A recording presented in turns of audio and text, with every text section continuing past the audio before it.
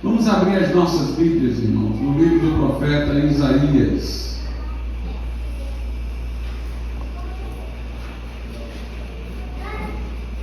Livro do profeta Isaías, capítulo de número 30.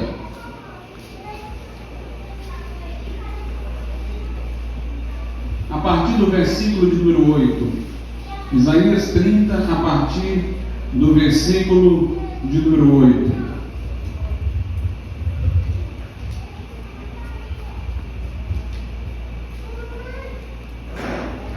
Diz assim a palavra de Deus: vai, pois, agora, escreve isto numa tábua perante eles, e registra-o num livro. Isaías 29, 8. Ou melhor, desculpem-me, irmãos, 30, capítulo 30, versículo de número 8. Isaías 30, a partir do verso 8. Vai, pois, agora, escreve isto numa tábua perante eles, e registra-o num livro, para que fique até ao último dia, para sempre e perpetuamente. Porque este é um povo rebelde, filhos mentirosos, filhos que não querem ouvir a lei do Senhor, que dizem aos videntes: não vejais, e aos profetas: não profetizeis para nós o que é reto. Dizei-nos coisas aprazíveis, e vede para nós enganos. Desviai-vos do caminho, apartai-vos da vereda, fazei o que o Santo de Israel cesse de estar perante vós.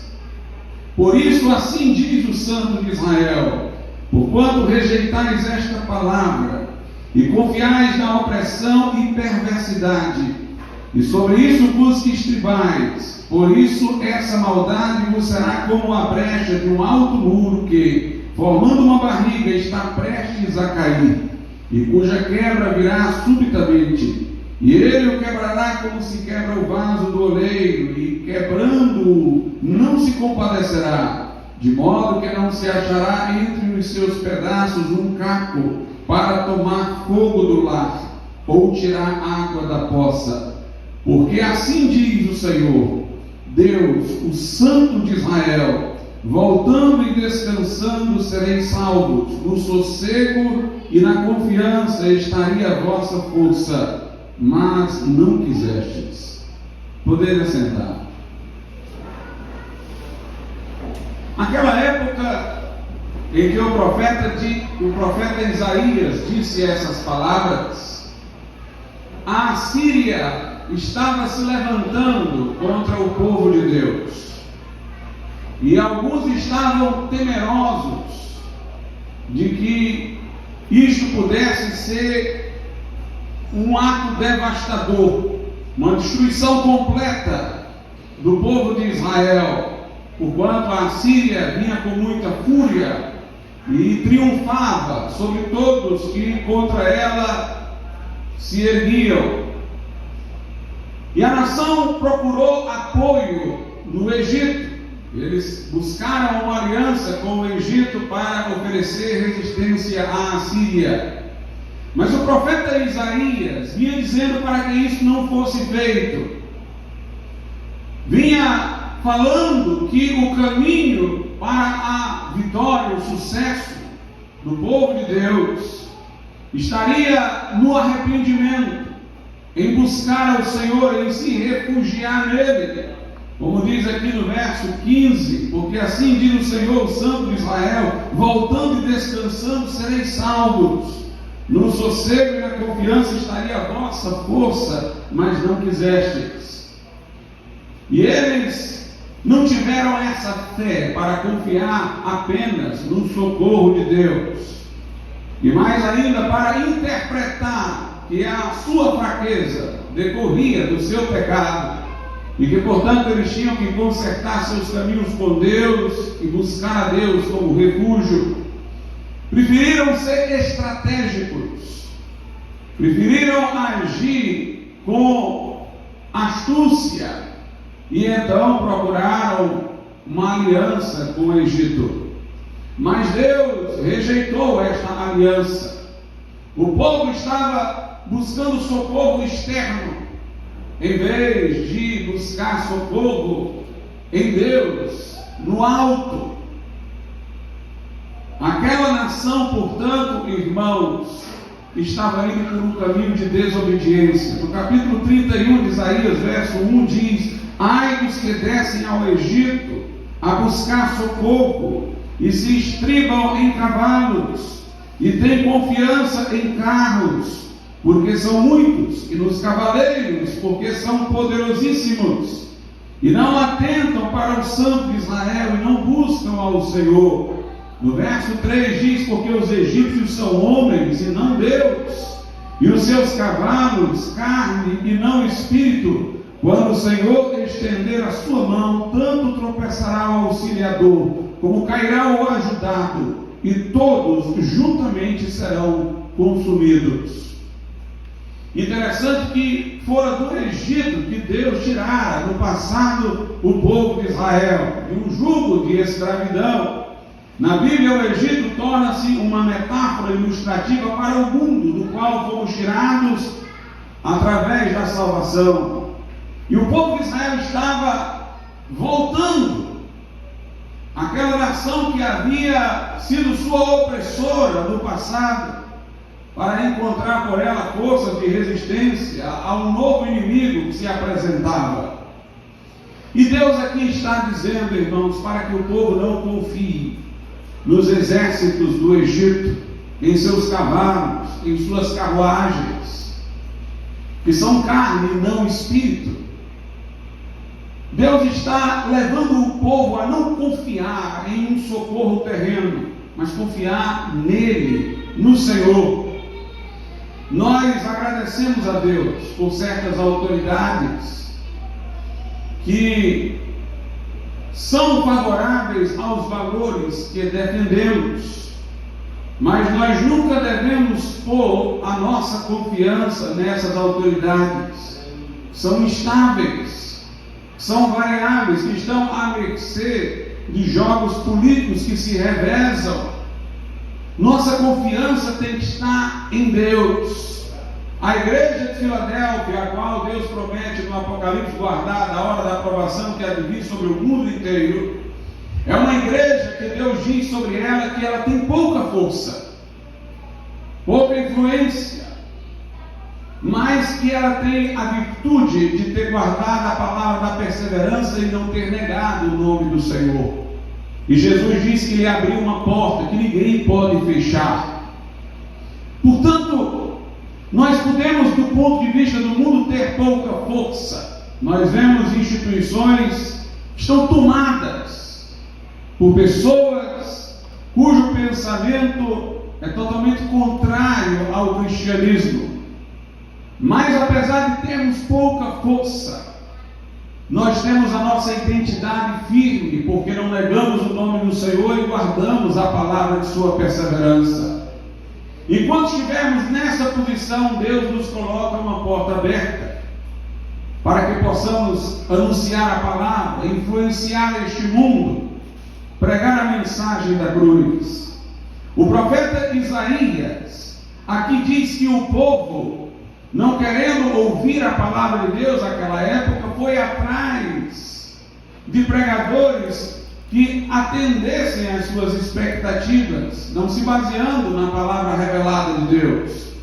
Nos versículos de números 9 e 10 de Isaías 30, ele diz assim: porque este é um povo rebelde, filhos mentirosos, filhos que não querem ouvir a lei do Senhor, que dizem aos videntes: não vejais, e aos profetas: não profetizeis para nós o que é reto, dizei-nos coisas aprazíveis, e vede para nós enganos.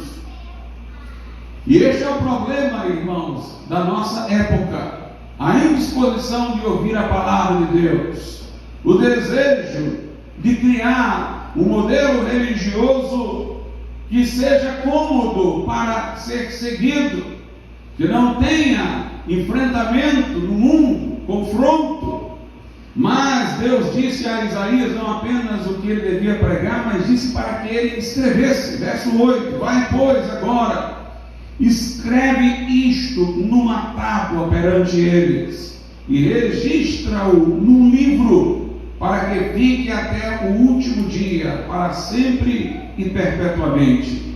Aqui nós temos uma alusão, irmãos, à Bíblia enquanto um conjunto de livros, porque Deus diz para Isaías registrar, para que fique para as gerações futuras, para as gerações posteriores, para que não se perca, para que esta palavra não seja esquecida. Nós temos, portanto, que entender que a palavra de Deus, autoritativa, está registrada na Bíblia. É uma das doutrinas básicas da Reforma, só a Escritura. A Bíblia é a nossa única regra de fé e de prática. Uma das coisas que os reformadores questionaram no catolicismo de sua época era o fato de a Igreja Romana dizer que além da Bíblia existia uma outra fonte de revelação, que seria a tradição oral, alguma coisa que teria sido passada pelos apóstolos para os bispos, que passaram para os bispos da geração seguinte e que não encontraram registro documental da Bíblia, como se os apóstolos tivessem nos deixado aquilo que escreveram e os que escreveram juntamente com eles o Novo Testamento, e alguma pregação oral complementar que não estava na Bíblia. Era com base nessa tradição oral que a Igreja Romana sustentava a Assunção de Maria, o purgatório e outras coisas mais que ela, naquele tempo, apregoava e ainda apregoa. Mas os reformadores disseram que Deus fez com que tudo aquilo que Ele quisesse que se mantivesse fidedigno fosse escrito. A escrita da Bíblia não foi uma coisa ocasional. Os apóstolos escreveram algumas coisas porque tiveram oportunidade, um problema na igreja para escrever, outras não escreveram, disseram oralmente, como se não tivesse um plano divino para a escrita do Novo Testamento. Lá em Apocalipse, Jesus diz a João: escreve. Há uma ordem para escrever. Aqui em Isaías há também uma ordem para escrever, e para escrever a fim de que a mensagem fique até o último dia, diz no verso 8, a fim de que ela se preserve para sempre. Então o próprio Deus está nos indicando, se houvesse alguma coisa que não ganhasse registro, se perderia, se deformaria com o tempo. Portanto, nós cremos que tudo que Deus quis que soubéssemos, em matéria de doutrina, em matéria de fé, em matéria de prática, está contido nas Sagradas Escrituras. Ela é o nosso manual, o nosso mapa, a nossa Constituição. Vai, pois, agora escreve isto numa tábua perante eles, e registra-o num livro, para que fique até o último dia, para sempre e perpetuamente. Nós temos outras partes da Bíblia que dão a entender que o registro escrito estava na mente de Deus como instrumento de preservação da sua palavra. Lá no Evangelho de Lucas, no capítulo de número 1, a Bíblia diz assim, nos versículos 3 e 4: pareceu-me também a mim, ele diz, Lucas, a Teófilo, pareceu-me também a mim conveniente descrever os fatos narrados no Evangelho a ti, ó excelente Teófilo, por sua ordem, havendo-me já informado minuciosamente de tudo desde o princípio, para que conheças, note, a certeza das coisas de que já estás informado. Lucas então presume que Teófilo já tinha conhecimento dos fatos, mas ele diz que escreveu para que ele tenha certeza dos fatos. É um indicativo de que o registro preserva. garante a fidelidade. Nós vemos lá na carta de Paulo aos Filipenses, Paulo dizer o seguinte: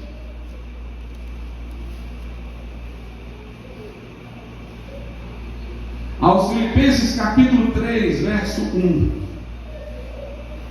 finalmente, irmãos meus, regozijai-vos no Senhor. Não me aborreço de escrever-vos as mesmas coisas, e é segurança para vós. Note, ele diz: escrever é segurança. Deixar a informação escrita é trazer a ela segurança. Portanto, nós cremos que o que era importante daquilo que os apóstolos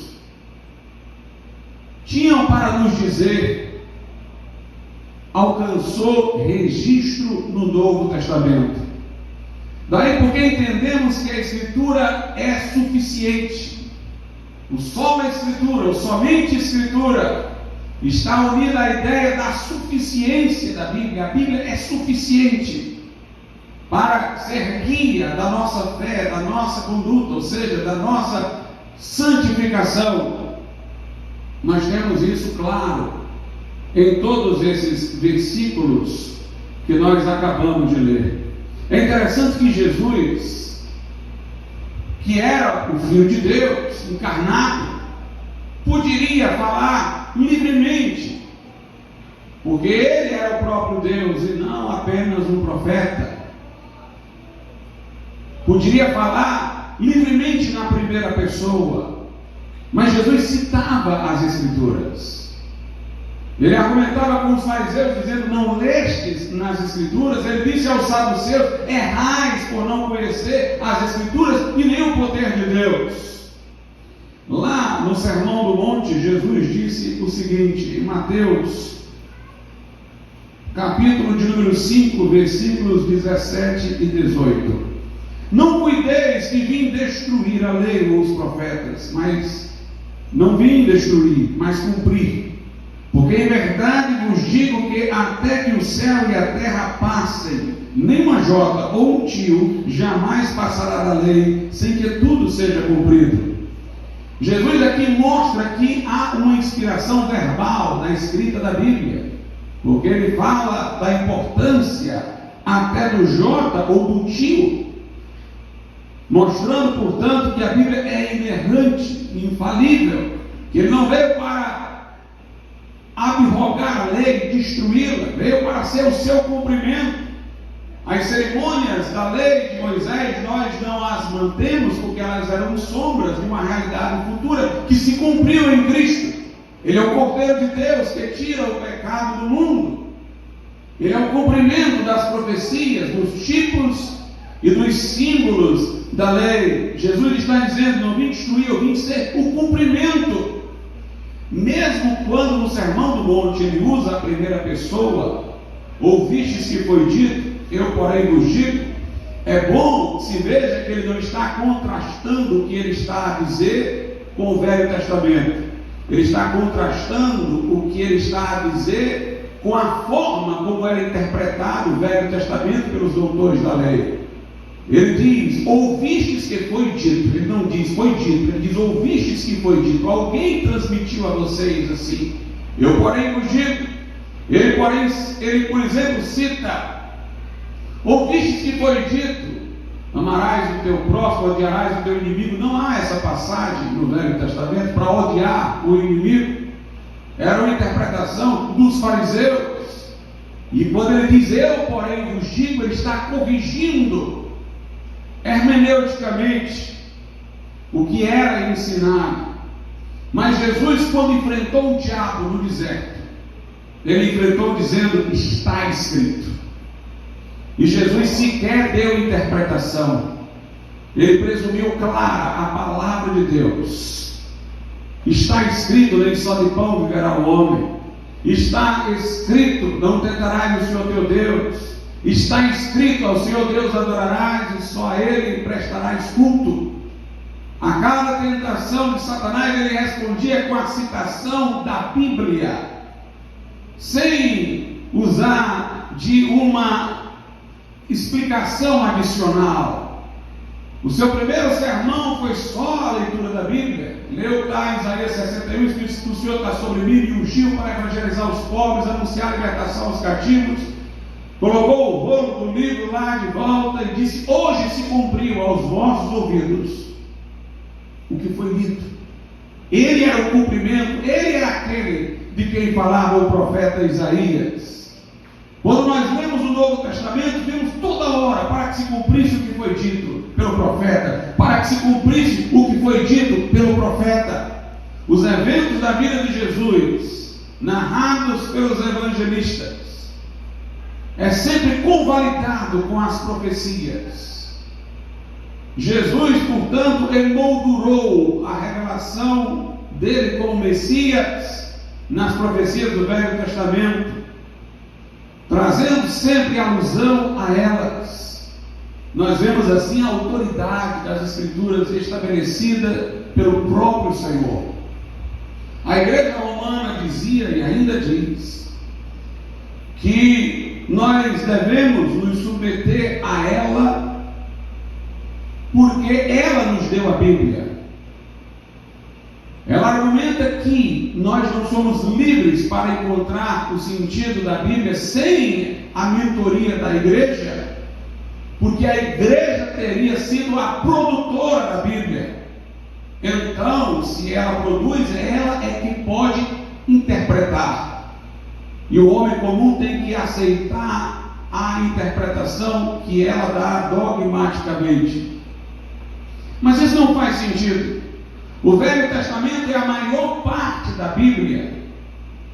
E foram os judeus que foram o seu guardião, não a igreja cristã. Nós recebemos o Velho Testamento do povo de Israel. E a Bíblia não diz que o povo de Israel produziu o Velho Testamento. A Bíblia diz que Deus confiou a sua palavra ao povo de Israel. O povo de Israel não produziu a palavra de Deus. Em Romanos 3:2, a Bíblia Sagrada diz-nos o seguinte, Romanos capítulo número 3, verso 2, eu vou ler o 1 e o 2. Qual é, pois, a vantagem do judeu, ou qual a utilidade da circuncisão? Muita, em toda maneira, porque primeiramente as palavras de Deus lhe foram confiadas. Eles não produziram, eles não tinham autoridade sobre a Bíblia. A Bíblia foi confiada a eles. O Velho Testamento.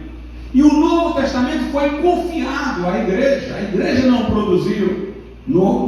Na oração sacerdotal em João 17, Jesus diz: Pai, eu dei a eles a tua palavra.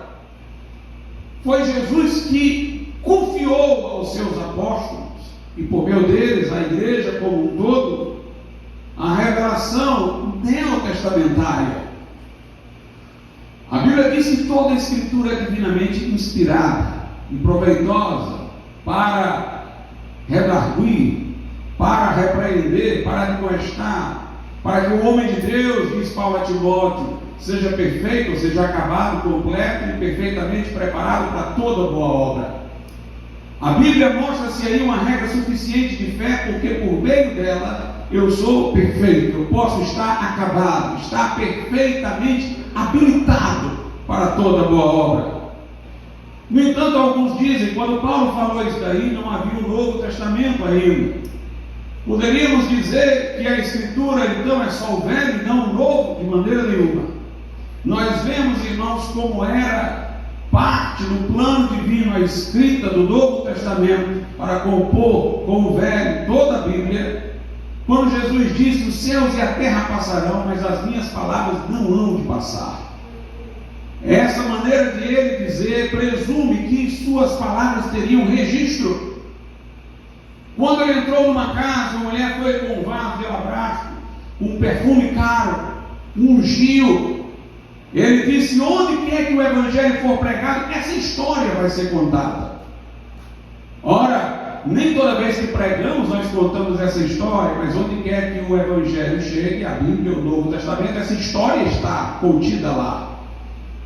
Isso, portanto, prenunciava a escrita do Novo Testamento. Paulo a Timóteo cita: digno é o obreiro do seu salário. Isso não está no Velho Testamento, mas ele diz que a Escritura diz, isso está nos evangelhos sinóticos. Portanto, Paulo já estava citando como Escritura o que já então havia sido escrito no Novo Testamento.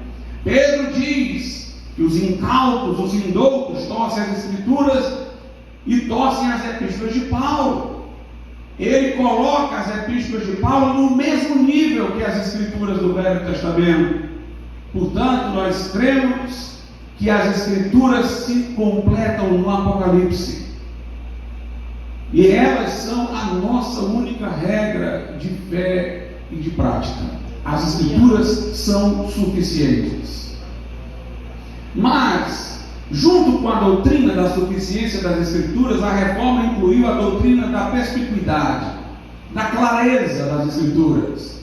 Falar em clareza das Escrituras não quer dizer que todas as passagens da Bíblia são igualmente claras. Eu tenho que interpretar as partes mais obscuras pelas mais claras, pelos temas centrais. Mas quer dizer que eu não preciso de uma chave externa à Bíblia para abrir o seu sentido. Ela desentrava a si mesma. Ela é intérprete de si mesma. Ela é clara no sentido de que as respostas que eu possa ter a indagações sobre alguma de suas partes está em outras partes dela mesma. Ela é suficiente internamente. Isso é muito importante, irmãos, de se salientar a clareza das Escrituras. Nós vemos que Jesus citava a Bíblia e não dava interpretação. Lá na sinagoga, leu Isaías 61 e disse: hoje se cumpriu. Nós vemos Deus dizendo para Isaías para que ele escreva, presumindo que escrito seria lido e compreendido o que estava sendo dito. Presume-se essa clareza, e é aqui onde entra um problema que nós temos que lidar com ele na atualidade. É porque muitas pessoas, quando querem se blindar para não aceitar o que a Bíblia diz, elas começam a apelar para alguma coisa fora da Bíblia. Hoje nós estamos vendo uma série de adaptações da Bíblia. A hermenêutica vai deixando de ser uma ciência da interpretação para ser uma ciência da adaptação. Então, as pessoas não querem ser incomodadas no mundo, adotando um pensamento bíblico que está num polo totalmente oposto ao do mundo. Aí elas vão assimilando algumas ideologias deste mundo para se colocarem confortavelmente aqui e vão tentando reinterpretar a Bíblia para colocar dentro desse parâmetro. Um pastor recentemente foi expulso de uma ordem de pastores batistas porque ele ousou dizer que a Bíblia deveria ser atualizada. Em São Paulo, este homem mostra-se aberto para ideologias que estão ligadas à sodomia, se mostra aberto a todo esse pensamento secularizado, anticristão. Para ele não está abandonando a Bíblia, ele está atualizando-a interpretativamente. Este aqui é o grande perigo. Porque no passado nós tínhamos o chamado liberalismo teológico. Os liberais diziam abertamente: nós não cremos em toda a Bíblia. A Bíblia contém a palavra de Deus, mas ela não é. Há partes dela que não são palavra de Deus, são expressões dos homens que escreveram. Quando Paulo vai falar das relações entre marido e mulher, no casamento, eles dizem: não, essa parte aqui não foi palavra de Deus, era o machismo de Paulo, era a influência da cultura dele, que fez ele falar das relações familiares da forma como está aqui. Não, essa parte da Bíblia referente à criação do homem não foi inspirada, porque o homem veio de um processo evolutivo. Os liberais do século XIX, como chamados, do liberalismo teológico, Eles falavam as claras. Mas nós estamos vendo hoje, irmãos, um movimento dentro de igrejas que continuam nominalmente ortodoxas, porque não há uma afirmação taxativa de que se não crê em toda a Bíblia. Não há uma negação aberta de que toda a Escritura é inspirada, mas eles arranjam uma forma de reinterpretar a Bíblia, atualizando-a. Há quem diga, por exemplo, que não vale para hoje as proibições de sodomia do Velho Testamento, porque essas proibições apareciam em partes da Bíblia que se tinha também mandamentos cerimoniais que caducaram. Eles não percebem que esses mandamentos cerimoniais tinham alguma coisa simbolizada que se cumpriu, mas a proibição da sodomia simbolizava o que se cumpriu? Lá é dito que é abominação, que é confusão. Eles dizem que quando Paulo em Romanos 1 proibiu a sodomia, falou dela com uma paixão infame, que Paulo não estava falando de pessoas que têm essa tendência naturalmente, mas daqueles que são heterossexuais e que promiscuamente praticam relação com o mesmo sexo. Mas lá não diz isso. O texto não diz isso. Note, para eles chegarem a essa conclusão, eles levantam uma hipótese que está fora do texto, para poder reelaborar o texto bíblico. E isso vai se tornando perigoso, vai entrando sutilmente em nossas igrejas, porque essas pessoas, como eu disse, elas não negam a inspiração da Bíblia. Elas encontram um motivo para Paulo ter dito isso, Pedro ter dito aquilo, que o texto não diz.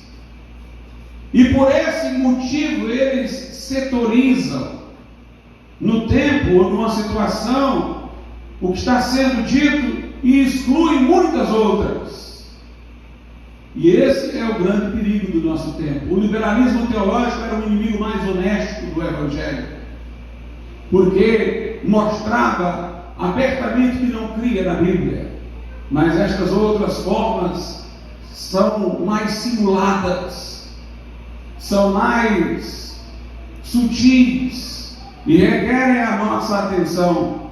Desconfie de toda a interpretação da Bíblia, que a pessoa diz, isso daqui é porque naquele tempo aí ela cria toda uma versão histórica sobre aquele tempo que não está aqui. E assim ela abranda a força da palavra. Cuidado com essas interpretações. A Bíblia é suficiente. Não tem sentido nós termos negado na reforma a complementaridade da tradição para a Bíblia, para agora acharmos que historiadores seculares têm o que nos ajudar na interpretação da Bíblia, com informações que não estão nela. Interessante que quando nós vamos ver essas pessoas, cada uma delas tem uma versão diferente. Ele diz isso aqui, que foi dito aqui na Bíblia, é porque naquele tempo ele conta uma história. O outro chega à mesma conclusão que ele, então isso aqui que foi dito não vale para hoje, não é para esse momento, mas é porque naquele tempo ele conta uma outra história. Ele só se iguala na conclusão. Mas a hipótese extra-bíblica, um desenho histórico fantasioso que eles fazem para dar motivação ao que Paulo, ao que Pedro disse, é diferente. Meus irmãos, nós podemos levar em conta o que diz a história, o que diz a ciência, mas desde que isso fortaleça o sentido que nós alcançamos da Bíblia pela Bíblia, sem essas coisas. Falar delas para reforçar, para ilustrar, tudo bem, mas se você está dando uma interpretação que sem esse conhecimento você não daria, então você está errado, porque a Bíblia é completa. A Bíblia é suficiente. Ela tem indexada as informações para elucidar o seu próprio sentido. Se o que Paulo está dizendo, o que Pedro está dizendo numa epístola tem a ver com aquele momento em que eles viviam, tem um contexto, esse contexto vai estar encontrado na Bíblia, descrito na Bíblia, não nas nossas especulações. Isso é a clareza das Escrituras de que nós falamos. Essas adaptações que vêm sendo feitas é que faz às vezes o mundo desacreditar do discurso da igreja. Porque o que nós vemos é o seguinte: parece uma coisa nova que o mundo está colocando, obviamente nova para baixo, o declínio, para a queda, para a degradação. Aí a igreja resiste. Resiste hoje, mas quando isso se dissemina por todo mundo, a igreja aceita e passa a resistir à próxima coisa que o mundo está colocando, que é um degrau para baixo mais profundo. É como se a igreja estivesse acompanhando o mundo, mas sempre com um passo atrás. É o que muitas vezes nós vemos. Surge uma ideologia feminista, a igreja reage contra. Mas aí essa ideologia já se disseminou, já ganhou cores em todas as instituições. Os cristãos, para que se acomodem no mundo, começam a recepcionar isso e dar outras interpretações. A Bíblia, aí o mundo já vai para outra ideologia que não é mais feminista, é uma ideologia ligada à sodomia. Aí a igreja está resistindo. Provavelmente depois vai aceitar isso daí, e o mundo vai estar com outra coisa, talvez a pedofilia, a zoofilia. Ela resiste no começo, mas cede quando a coisa se dissemina, e aí passa a resistir a outra que está nascendo. Quando há, irmãos, essa conduta, o mundo vê a igreja não como a igreja de Cristo fiel aos seus princípios, vê como um povo que faz confusão, mas que amanhã vai acabar cedendo. Eles vão acabar cedendo, só faz confusão, resistência por um tempo, mas abre. Nós não podemos ser assim. Nem uma unha para o Egito, disse Moisés. Nem uma unha ficará no Egito. Nós temos que resistir, irmãos. Eva conversou com a serpente e dialogou. Jesus foi só: está escrito, está escrito, está escrito. Nós não temos que dialogar com esse mundo. Não que não vamos argumentar e entrar num debate lúcido, mas o que eu quero dizer é que nós não podemos negociar o sentido da palavra de Deus com este mundo. Nós temos que resistir pela palavra. A igreja tem que ser firme, irmãos, e não ceder. Aconteça o que acontecer, soframos o que viermos a sofrer, mas nós temos que resistir firmemente, com base na Bíblia Sagrada, sem fazer essas interpretações adaptativas. Mas eu falei de coisas muito teológicas. Lá em Hebreus 4:12, Paulo fala de uma coisa mais interessante e prática que nós precisamos levar em conta. Hebreus 4:12 diz assim a palavra do Senhor: porque a palavra de Deus é viva e eficaz, e mais penetrante do que espada alguma de dois gumes, e penetra até a divisão da alma e do espírito, das juntas e medulas, e é apta para discernir os pensamentos e intenções do coração. É interessante, irmãos, que uma das coisas que a reforma sustentou foi o livre exame das Escrituras. Livre exame não quer dizer, como o catolicismo deturpou, livre interpretação. Para nós não somos livres para interpretar a Bíblia como bem quisermos. Nós interpretamos a Bíblia pela Bíblia. A Bíblia é dona de seu próprio sentido. Ela tem a sua própria chave de interpretação. Ela é a sua própria intérprete. Mas nós somos livres para examinar e descobrir este sentido que a Bíblia nos apresenta. Deus não ocultou esse sentido e deu privilégio de acesso apenas a pessoas que estão em determinadas posições, como bispos, pastores. O sentido é aberto. Por isso que Paulo elogiou os bereanos, ficou satisfeito com os bereanos. Lucas menciona, porque eles examinavam nas Escrituras o que Paulo dizia. Paulo não achou isso ruim, achou bom. Eles confirmaram na Bíblia o que Paulo dizia. Nós vemos, irmãos, Jesus dizer: examinai as Escrituras, porque julgais ter nelas a vida eterna, são elas que de mim testificam. Lá em Apocalipse diz: bem-aventurado aquele que lê e ouve as palavras deste livro. Deus quis que sua palavra fosse lida, e naquilo que está dito na Escritura se evidencia que o seu sentido é alcançável por qualquer leitor que vá de mente aberta, de coração desejoso de fazer a vontade de Deus. No entanto, aqui em Hebreus 4:12, não se está falando daquilo que a Reforma chamou de livre exame das Escrituras. Aqui está falando das Escrituras nos examinar. A palavra de Deus é viva e eficaz, é mais penetrante que espada aguda de 2 gumes, vai até a divisão da alma e do espírito, das juntas e medulas, e é apta para discernir pensamentos e intentos do coração.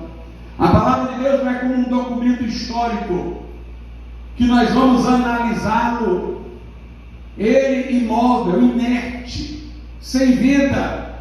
Não é um animal que um cientista natural vai abrir para dissecar e fazer observações, um animal morto. Não! A palavra de Deus é viva! É viva! Quando você a lê, não pense que você vai dominá-la. Se você estiver lendo certo, ela vai dominar você. Ela é viva e eficaz, mais penetrante que espada aguda de 2 gumes, e ela é que vai lhe examinar, vai lhe esquadrinhar lá no fundo, vai até a divisão da alma e do espírito, das juntas e medulas, e vai discernir o que está dentro do seu coração. Nós devemos ler a Bíblia, irmãos, deixando que ela nos examine. Por isso, quando vamos ler, podemos ter pressuposições, pré-compreensões, mas nós devemos deixar, se for o caso, que ela derrube essas nossas pré-compreensões, esses nossos preconceitos, essas nossas pressuposições. Ela que deve nos examinar. Uma das coisas que eu não gosto no discurso terapêutico de muitos pregadores hoje, de muito pastor, muito pregador, que prega praticamente psicologia, irmãos. O que ele prega é psicologia e ele ilustra com exemplos bíblicos. Mas deveria ser o contrário. A Bíblia deve examinar a nossa psicologia. Nós devemos examinar pela Bíblia a psicologia e saber o que dela se pode aproveitar ou não. E não começar com a psicologia humana, por mais interessante que ela seja, e tomar a Bíblia só para ilustrar o que ela já diz. Ela, a palavra de Deus, é o nosso paradigma, é a nossa autoridade final, é a nossa regra de fé e de prática. É viva e eficaz. Mas note que para ela ser viva e eficaz, é preciso que ela seja lida no propósito com que foi escrita. Tem uma passagem que todo mundo cita, onde o profeta diz, falando como porta-voz de Deus: a minha palavra não voltará para mim vazia, mas cumprirá aquilo para o que foi enviada. Note, a palavra de Deus não volta vazia se ela foi recebida da forma como foi enviada. Ela cumpre aquilo para o que foi enviada. Se você recebê-la não da forma como Deus enviou, se você recebê-la com um sentido diferente daquele em que Deus falou, ela não vai operar na sua vida. O diabo na tentação citou para Jesus a Escritura, fora do contexto. A palavra de Deus na boca do diabo não era a palavra de Deus, porque ele reinterpretava, ele deturpava o sentido. Se eu ler a Bíblia para ela se adaptar a essas outras coisas, ela não é a Bíblia mais. Eu estou tomando as palavras que Deus disse, mas eu estou recontextualizando, reenxertando, eu estou modificando o propósito. Deixou de ser a palavra de Deus. Ela é eficaz quando ela é recebida como foi enviada. Ela é viva quando eu deixo que ela fale a mim, em vez de eu reorientá-la para interesses outros. Nós vivemos num tempo, irmãos, que a estratégia do mundo secular é essa. Eles dizem: não, vocês não precisam deixar de ser cristãos. Sejam, é bom, religião é importante. Na visão deles, para a vida privada, só para a mente, o estado psicológico da pessoa. Mas eles dizem: não tragam a religião de vocês para as opiniões públicas que vocês vão dar. É a forma como se coloca hoje. Note que, se você for observar, no cristianismo primitivo foi mais ou menos assim. Os cristãos iam para as arenas para serem dilacerados por feras, não porque os imperadores romanos exigiam que eles negassem a Cristo. Os imperadores romanos exigiam que eles confessassem que o imperador era o Senhor. O Império Romano era tolerante, cada um poderia adorar o seu Deus, mas eles queriam, numa espécie de voto de lealdade cívica, que se proclamasse que o imperador era o Filho, o Senhor, no sentido absoluto, universal. E os cristãos diziam: não, só Jesus é o Senhor. Não era uma questão, negue a Cristo. Era uma questão de dizer que César era o Senhor, que eles recusavam, não, só Jesus. Eu sempre digo aqui que houve naquela época de Nero, por exemplo, senadores romanos que eram tidos como homens sóbrios, críticos de Nero, pelos seus abusos. Eram homens ilustrados, filósofos, e reprovavam Nero. Mas eles reprovavam também os cristãos, porque eles diziam: o que é que custa chegar diante de Nero e dizer que ele é o Senhor e voltar para adorar o Jesus dele? O que custa? Que povo para fazer confusão! O mundo de hoje, irmãos, não é diferente. O mundo de hoje, seja cristão, mas seja um cristão que aceita isso, que aceita aquilo. A gente viu agora o tipo de pergunta que foi feito ao novo ministro do Supremo. Perguntas para exigir que ele negue suas convicções como condição de ingressar no cargo. Eles não dizem: negue a Cristo. Eles dizem: você é favorável ao casamento entre pessoas do mesmo sexo? Como quem diz: seja crente, seja cristão, mas aceite isso. É assim que eles estão hoje nos perseguindo. Quando nos perseguiam descaradamente, é crente, vai para a fogueira. O crente que tinha sensibilidade reagia logo: não, eu vou para a fogueira, mas eu não nego a Cristo.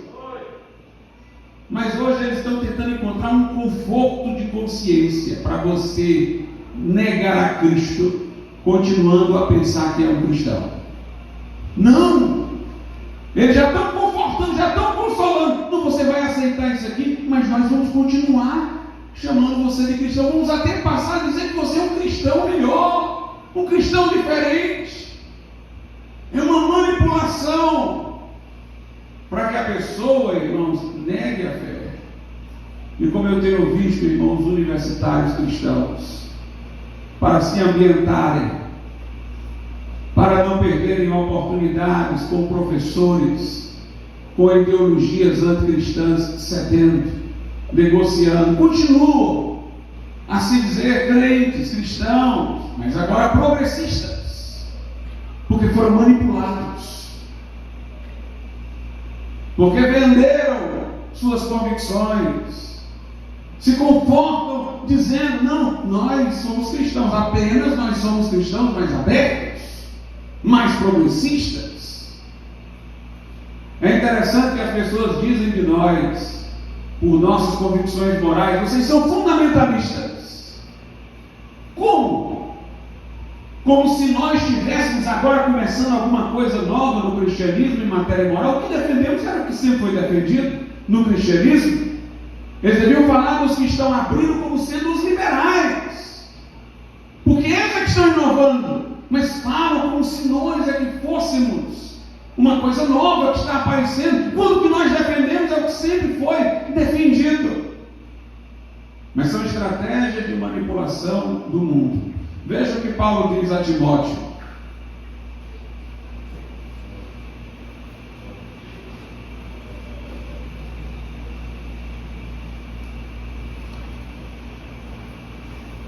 Na primeira carta, aliás, na segunda carta de Paulo a Timóteo, capítulo 3, a partir do versículo 1: sabe, porém, isto, que nos últimos dias sobrevirão tempos trabalhosos. E Paulo está falando com um pastor. Tempos trabalhosos com um pastor, difíceis para um pastor. Porque haverá homens amantes de si mesmos, avarentos, presunçosos, soberbos, blasfemos, desobedientes a pais e mães, ingratos, profanos, sem afeto natural, irreconciliáveis, caluniadores, intemperantes, cruéis, sem amor para com os bons, traidores, obstinados, orgulhosos, mais amigos dos deleites do que amigos de Deus, tendo aparência de piedade, mas negando a eficácia dela. Destes afasta-te. Eu quero lhe chamar a atenção para o verso 5, tendo aparência de piedade, mas negando a eficácia. O que o mundo quer fazer com os crentes é mais ou menos o que o cupim faz com os nossos móveis. Ele come aquele cupim que come de dentro para fora. Você vê lá a casca um dia e toca lá e está oca. Ele comeu tudo por dentro. O mundo quer o seguinte, que você tenha só uma aparência de cristão, vai à igreja, tem um nome de cristão, mas os seus conceitos sejam todos reformulados. E aí vem a pressão psicológica das universidades, das escolas, das instituições. E eles não dizem, deixe de ser cristão. Eles dizem, olha, seja cristão, mas aceite isso, você vai ser o melhor cristão. E aí vem esses pregadores adaptativos, que começam a encontrar formas e fórmulas fora da Bíblia, para dizer que o que a Bíblia diz não é o que está dito na sua clareza, mas é um sentido mais profundo, que eles que têm esses conhecimentos adicionais é que podem saber e explicar. E estas pessoas vão ganhando discípulos e vão sendo os novos mentores dessa geração. É assim, irmãos, que a apostasia está acontecendo, no intercâmbio entre a cristandade e o mundo fazendo essa pressão, e pastores fazendo essas adaptações para que esse cristão pressionado se apoie no que esse pastor está dizendo e possa então encontrar uma forma de se dizer cristão e fazer as adaptações conjunturais. E assim ele vai se ambientar melhor aqui, ele vai ter mais oportunidades aqui na vida, ele não vai ser tão perseguido. Mas, meus irmãos, nós estamos aqui para ser perseguidos. Aleluia! Jesus disse, no mundo tereis aflições, tem de bom ânimo, eu venci o mundo. Jesus disse, o mundo aborreceu a mim, aborrecerá a vós. Então nós devemos ser firmes. Devemos ser firmes. É o que Paulo diz a Timóteo. Veja aí, 2 Timóteo capítulo 4. Paulo diz, conjuro-te. É uma expressão como se fosse de um juramento militar. Eu conjuro-te, eu chamo-te a compromisso. Diante de Deus e do Senhor Jesus Cristo, que há de julgar os vivos e os mortos na sua vida e no seu reino, que pregues a palavra. Eu te trago a juramento militar diante de Deus, diante do Senhor Jesus Cristo, que pregues a palavra, instes a tempo e fora de tempo. E pregue, não é só quando for tempo oportuno, não, pregue quando for fora de tempo também.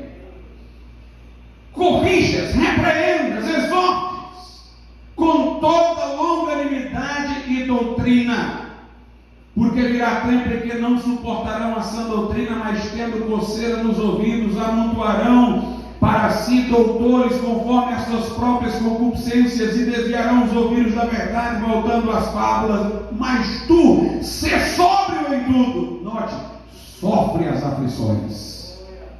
Faz a obra de um evangelista, cumpre bem o teu ministério. Tem uma denominação aí que o lema dela é pare de sofrer.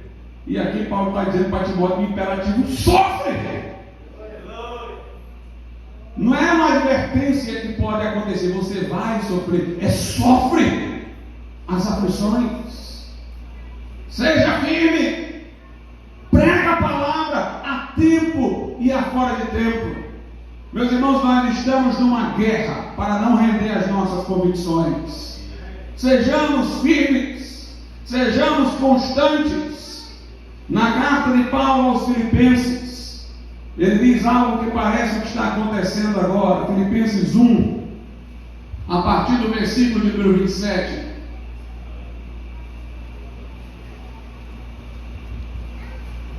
Somente deveis portar-vos dignamente. Filipenses 1, 27. Somente deveis portar-vos dignamente, conforme o Evangelho de Cristo, para que quer vá e nos veja, quer esteja ausente, ouça acerca de vós que estáis no mesmo Espírito, combatendo juntamente com o mesmo ânimo pela fé do Evangelho. Paulo diz, olha, quer eu esteja aí, quer eu não esteja, eu quero encontrar vocês num só Espírito, com o mesmo ânimo, combatendo pela fé evangélica. No verso 28 ele dizia, em nada nos espanteis dos que resistem. Nós vivemos num mundo, irmãos, que está perigoso. Pastores aí sendo acionados pelo Ministério Público, intimidados por instituições, por pregarem a verdade, alguns dos Estados Unidos se retratando do que disseram. E tem gente se espantando. Mas Paulo diz, e em nada vos espanteis, combatam pela fé do Evangelho e não se espantem. O mundo é mundo. E em nada vos espanteis dos que resistem, o que para eles, na verdade, é indício de perdição, mas para vós de salvação. E isto de Deus. Salvação aqui tem um sentido, irmãos, da vida de Jesus. Porque fala da salvação como ainda não ocorrida. Não é a salvação já alcançada, no sentido do perdão de pecados, é a salvação final, corpo glorificado. Lá em Romanos 13, a Bíblia diz que a nossa salvação está mais perto do que quando cremos, é uma alusão à vida de Jesus. Hebreus 9, no último versículo, diz, Jesus aparecerá sem pecado aos que o esperam para a salvação, é a salvação final. Este mundo que nos resiste, essa resistência do mundo, onde ele nos oprime, não pense que é coisa boa para ele não. Porque o mundo está muito forte, a gente está só aqui sofrendo, apanhando. A resistência deles, veja com os olhos de Deus, é sinal de perdição. Lutero ensinou que nós deveríamos ver as coisas paradoxalmente. Naquele carpinteiro que andava pelas ruas da Palestina, estava o próprio Deus encarnado. Naquela cruz, onde aquele homem parecia fraco, ele era o nosso poderoso Salvador. Deus se revela no contrário, por isso que Paulo diz, entristecido, ainda assim somos sempre alegres. Quando estamos fracos, é aí que somos fortes. Eles nos resistem, não é sinal de que eles são poderosos, não, é indício da perdição deles. Nós estamos sofrendo, não é indício de que somos fracos, não, é indício de que a salvação se aproxima. Verso 29, porque a vós vos foi concedido em relação a Cristo, não somente crer nele, como também padecer por ele. E Paulo ainda se dá com dizer, Paulo diz, é um privilégio padecer por ele. Vos foi dado, concedido, é um dom de Deus, não só crer nele, mas padecer por ele. Aí ele dá-se como exemplo no verso 30, tendo o mesmo combate que já em mim tendes visto, e agora ouvis está em mim. Paulo diz, olhem para mim, veja o combate que eu estou tendo. Meus irmãos, o combate é bom, combati um bom combate. Disse Paulo, acabei a carreira e guardei a fé. É interessante que Arquimedes, o engenheiro grego, ele disse uma frase muito conhecida, dê-me uma alavanca e um ponto de apoio, e eu levantarei o mundo. O que ele queria dizer é que qualquer coisa, por mais pesada que fosse, se houvesse um ponto de apoio, uma bola de ferro, por exemplo, e uma alavanca por cima, que pudesse aguentar, ter força para não se quebrar. Se ele tivesse um ponto de apoio, uma alavanca, qualquer coisa pesada, ele erguia. Quanto mais pesada a coisa for, mais fraca for a pessoa, quanto mais distância ela tomar, a alavanca for maior, mais ela consegue levantar o mais pesado. Sendo que tem um detalhe na frase dele, que eu não sei se vocês repararam. Dê uma alavanca e um ponto de apoio, eu levantarei o mundo, a terra. Sendo que isso daí é que não seria possível. Quem poderia levantar a terra se está dentro da terra? Se é preciso tomar distância para uma coisa pesada, a alavanca tem que ser cada vez maior para uma coisa mais pesada. Então, para poder você erguer, você tem que estar distante. Nenhum de nós poderia fazer isso, porque nós estamos na terra. Então, nós não poderíamos levantar. Traga isso para a cultura. O mundo não pode mudar a si mesmo, porque as pessoas estão todas aqui dentro desse mundo. Só quem está fora do mundo é que pode transtorná-lo. Somente, irmãos, quem está fora do mundo é que pode suspendê-lo. Somente a igreja pode ser agente das grandes transformações.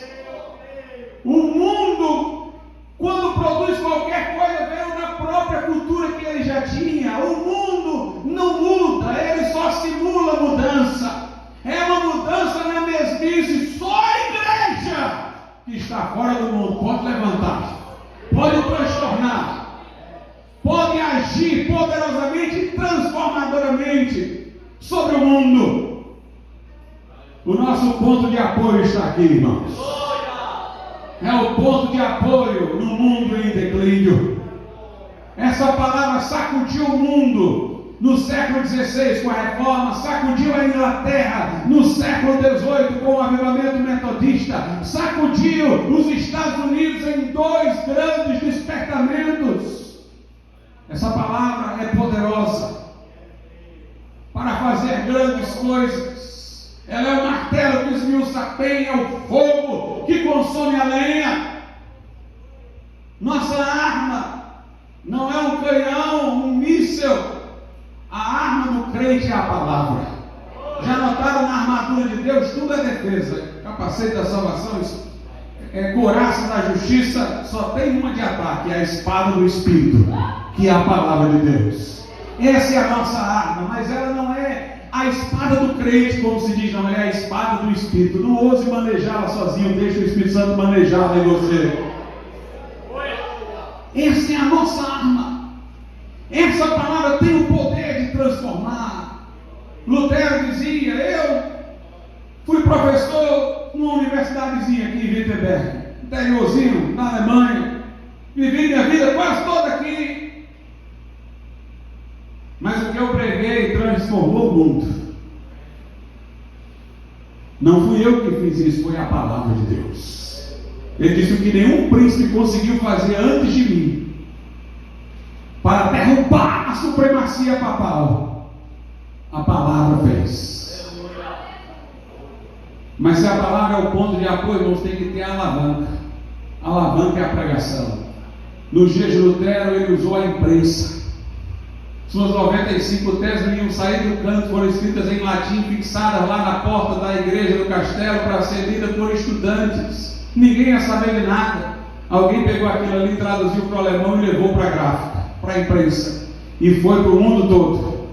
E aí a confusão começou, e Lutero começou a escrever, não em língua dos eruditos, o latim, mas em língua comum, e tudo indo para a imprensa, e aquilo correndo o mundo. Vamos usar os meios de comunicação, vamos usar os instrumentos, vamos pregar nas praças, vamos trombetear, com um ponto de apoio e a alavanca para sacudir este mundo.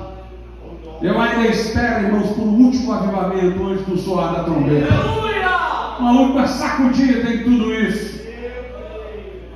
Se não for para ter os impactos do passado, do ponto de vista institucional, vai ser para a igreja, antes de sair daqui, dizer: nós estávamos aqui. Aleluia. Lutero, quando se converteu, protestou contra as indulgências, recebeu uma ameaça do Papa, de que ele, se não se retratasse, iria ser excomungado. Veio uma bula, Lutero queimou a bula, tocou fogo nela, na presença dos estudantes, bem próximo à universidade. Ele foi convocado à dieta de Worms, já tinha rompido com Roma, já tinha o poder religioso mais forte da sua época contra ele. Agora ele iria falar diante do imperador. Ele poderia ter tentado negociar com o imperador alguma coisa, mas o imperador já resmungou dele, porque ele não soube nem saudar as pessoas lá, porque não era acostumado a entrar em ambiente de nobres, de reis. E ali, Lutero, diante do imperador, no final, porque ele teve 2 sessões para falar, numa primeira ele tremulou, irmãos. Ele tremeu, gaguejou e disse: eu quero um dia para orar. O imperador achou que ele ia ceder, viu que ele tinha tremulado e disse: vamos dar esse dia aí para ele. E Lutero passou a noite toda brigando com o diabo. Era Lutero gritando lá dentro da sua cela: Satanás, tu quis me envergonhar, colocou medo em mim, colocou-me para gaguejar. E ele começou a confrontar o diabo a noite toda. No outro dia estava lá Lutero outra vez. E agora, vamos ouvi-lo. Foi você que escreveu tudo isso aí? Foi. Vai se retratar. Lutero disse: eu não acredito nem a autoridade de papas, nem a autoridade de concílios, porque muitas vezes se contradisseram ao longo da história.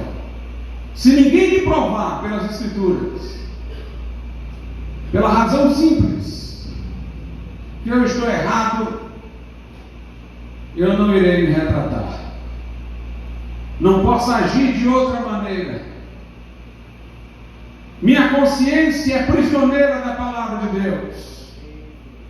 Aqui estou. E dizem que ele colocou o pé na frente. Lá em Worms, onde eu fui, tem um lugar lá que a gente coloca o pé, que dizem que foi lá que ele colocou o pé. Não sei exatamente, mas ele colocou o pé na frente. Aqui estou. Que Deus venha em meu auxílio. Mas eu não posso me retratar. Não é seguro para um homem agir contra a sua própria consciência. Minha consciência é prisioneira da palavra de Deus. Naquele momento, o homem que tinha desafiado o Papa agora desafiava o imperador. Toda a grande estrutura religiosa e política estava contra ele. Mas ele tinha um ponto de apoio, irmãos. O mundo de hoje é um mundo em que as pessoas não têm certeza de nada. Elas se irritam com o crente, porque o crente tem certezas, porque eles têm dúvidas, eles compensam com autoritarismo para impor a posição deles, afina a coisa, porque eles não estão seguros, então eles querem que os outros façam, para que eles digam: opa, fez igual a mim, acabou-se. Mas o crente é o único que pode dizer: aqui estou, não vou me retratar, Deus me ajude, não tenho o que fazer, minha consciência é prisioneira da palavra de Deus. Os historiadores dizem, irmãos, que aquele dia foi o dia em que o mundo se transformou. Eu não sei se você percebe, mas ali tem 3 direções. Uma, a papal, Lutero rejeitou. Papas e concílios já entraram em contradição, não são autoridade. Há uma outra via que tornou-se forte, do humanismo, da Revolução Francesa, do Iluminismo. De certa maneira, a gente encontra nas entrelinhas de Lutero quando ele falou razão e quando ele falou consciência. Porque essa nova corrente do Iluminismo enfatizava o racionalismo e enfatizava a liberdade de consciência como liberdade de pensamento, para pensar qualquer coisa. Sendo que Lutero não era iluminista. poderia encontrar leitura para as duas coisas, mas em Lutero estava o equilíbrio. Lutero, contra a autoridade dos concílios e do Papa, ele disse: só a Escritura é infalível, é a única autoridade. Quando ele falou em razão, ele não falou na razão sofisticada dos intelectuais. Ele disse: a não ser que vocês me provem pelos textos da Bíblia ou pela razão simples. Ele estava apelando para o senso comum, para uma leitura simples da Bíblia, sem sofisticação. A razão de que ele falava não era a razão dos racionalistas, era o bom senso do leitor. E quando ele falou da consciência, ele não falou da consciência para o livre pensamento dos revolucionários franceses. Ele falou de uma consciência presa. Minha consciência é prisioneira da palavra de Deus. Naquele dia houve as três vias. Ali estavam encruzilhada. A Igreja Católica continuaria com seu autoritarismo. Viria uma corrente que enfatizaria o racionalismo e a liberdade de pensamento sem condicionar a palavra de Deus. E ali estava Lutero, contra a autoridade de papas e concílios à Escritura, ressaltando a consciência, que foi o berço dos direitos individuais, dos direitos fundamentais, mas não de uma forma laicista, ateísta, como dos revolucionários, dos iluministas, mas a consciência prisioneira da palavra de Deus. A razão simples, não do homem sofisticado, mas do simples devoto que lê a Bíblia com bom senso e coração disposto para entender. Daquele dia em diante, ou você ia para o lado católico, ou você ia para o iluminismo, ou você ia para a reforma. Uma encruzilhada no tempo.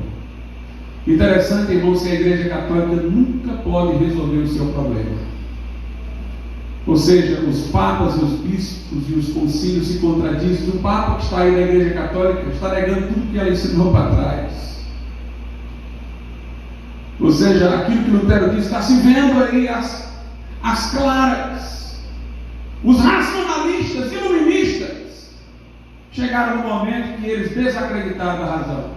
Era uma razão à deriva, sem um porto seguro em Deus, solta no mar, ela se perdeu.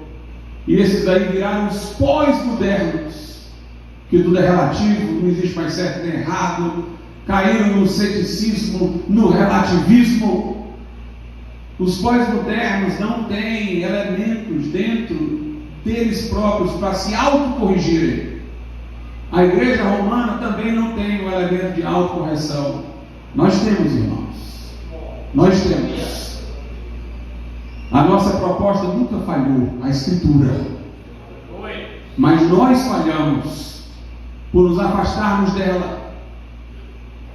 Se para a Igreja Católica não tem remédio, só aumentarão as contradições. Para os que confiaram na razão, só vai haver desilusão, como entre os pós-modernos. Para nós tem uma saída, é um reavivamento. Aleluia!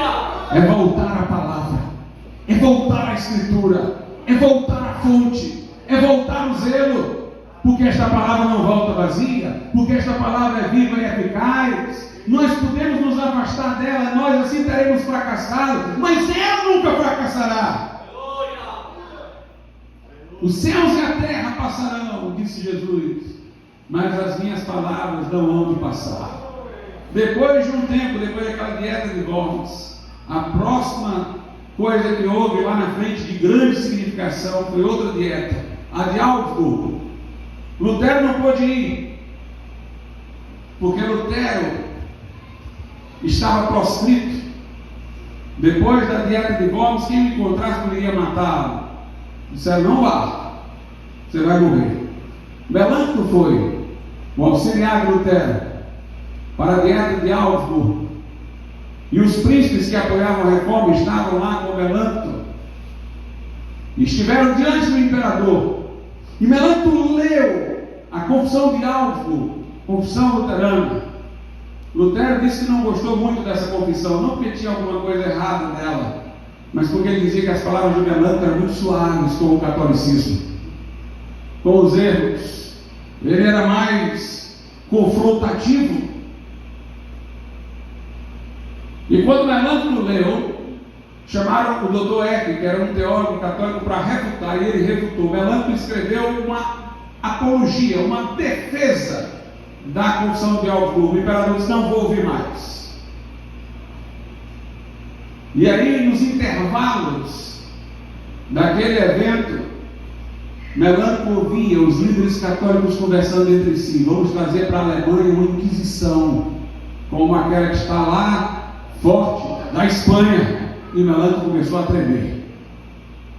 Ele era um homem, irmãos, frágil, tinha as convicções, mas tinha um temor. Ele começou a tremular. E ele começou a procurar os líderes católicos e perguntar: o que é que vocês querem que eu desista aqui dessa confissão? Ele quis tentar negociar para a confissão ficar mais aceita, mas ele teve medo e mandou uma carta para Lutero. E Lutero pegou e disse: olha, essa sua hesitação não vem da sua teologia, não, vem da sua filosofia. Porque Melanco era um filósofo, humanista, estudioso dos clássicos de Aristóteles. E Lutero zombou dele e disse: esse seu medo aí não vem da sua teologia, não. Não é da Bíblia que você tirou esse medo, não. É da sua filosofia. Não subordine a Bíblia e a filosofia deste mundo. Não queira o prestígio acadêmico em detrimento de sua fidelidade à palavra.